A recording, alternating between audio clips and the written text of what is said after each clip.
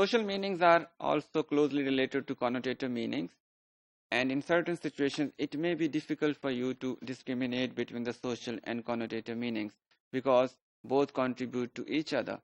But here let's try to find out what social meanings are first. Social meanings are the meanings which are conveyed by a piece of language by giving us the information about the circumstances of its use.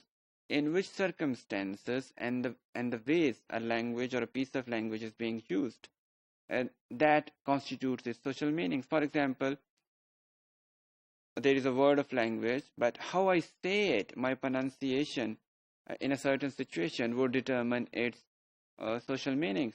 You might judge my education level, or you might judge my social class by the way how I speak a language. You all must be familiar. We know people who speak English around us, and how they speak English, we get clues about their educational and sometimes even social background or even social class.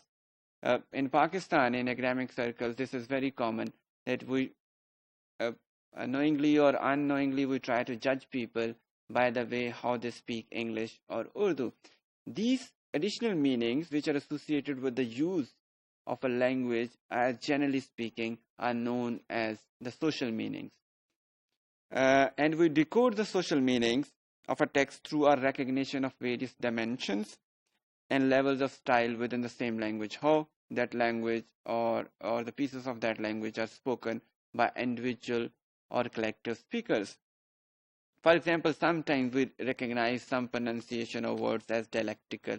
We say कि ये word इस इलाके में ऐसे बोला जाता है. When we say that, we mean that that word is dialectical and that belongs to a specific region. And we associate a certain social meaning with the utterance of that word or with that word specifically. We may say that this word belongs to that particular region. That means we give a dialectical status to that word, and by doing that, we associate a social meaning with that word. They tell us about the geographical or social background of the speakers also. Other features of language may disclose something concerning the social relationship between the speakers and the hearer, and also about the social class, social status, educational background of the speakers. About the scale of status usage, for example, ranging from formal to informal language, we can use formal or we do use formal language in academic circles, and we avoid using informal language in academic circles or in academic writings. That's what is the norm that has an embedded social meaning. Similarly, there is a difference between literary and non-literary language, colloquial, familiar, and then slang. There are different categories, social categories of the use of language, and every category has embedded social meanings. A sentence may differ from its conceptual meaning due to some social force. When we add these social meanings of the use with a word or phrase, it slightly or greatly deviates from its basic conceptual meanings. The usage of language by society, which determine its meaning, is based on multiple individual or social factors. For example, social class of users, the degree of formality. In this regard, and there could be multiple other factors, as I said, it could be based on the geographical origin of the speakers also. In this regard, I can cite an example of a word for a residence. For example, domicile is a very formal word. Residence is less formal as compared to domicile, but it's still a formal word. Abode is poetic and usually not used in our routine conversations. Home is a general term, and there are various colloquial terms for home also. We all know this. So we could range the words available to us for the same meaning in a language on the scale of social meaning. Researchers have identified certain dimensions based on which we find socio stylistic variation in the language, and among these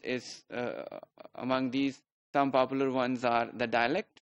It's the variation in the language based on geography. For example, the same language has various dialectical variations.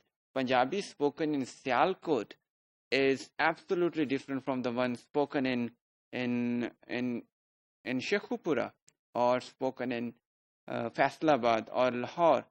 Even I have observed as I'm the one who have been living in Lahore for last 20 years, I've seen that that the Punjabi which is spoken in old Lahore is quite different from the Punjabi is spoken in the newly emerged areas of Lahore. So we can see this difference as a dialectical variation.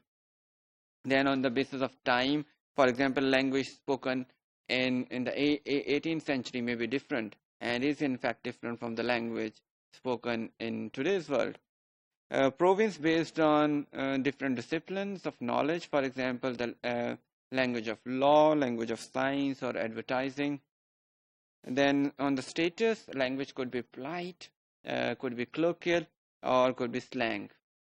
Modality, language of memoranda, lectures, jokes based on their various academic or social uses. And then singularity, individual styles of my style of using a language may be different from your style. And being an author, people do have their different styles. We know if we have read various authors in our life, different authors in literature have their own styles. For example, Hemingway may have a different style from Dickens. Every individual author or the user of language has their own style, and we call it singularity. Social meanings do have illocationary force. Illocationary force implies the hidden or implied meaning, because social meanings may not be the one who are available on the surface.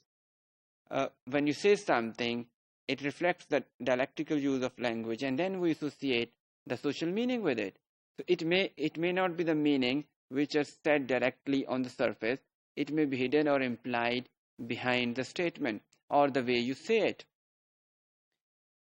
For example, a simple statement may mean differently, may mean a request or order in certain situations, but normally on the face of it or conceptually, it may not mean the same thing. If you look at the statement here, I do not have a pen. This appears to be an assertion. I do not have a pen. But if you just change the situation and you just imagine that a student is sitting in a classroom and he asks to a fellow student, I do not have a pen. This may seem to be a request for a pen to the other student who might have a pen. So, social meaning may vary from context to context, and we can sum up that these are the additional meanings which are generated in addition to the conceptual meanings and are generated in certain socio-cultural situations.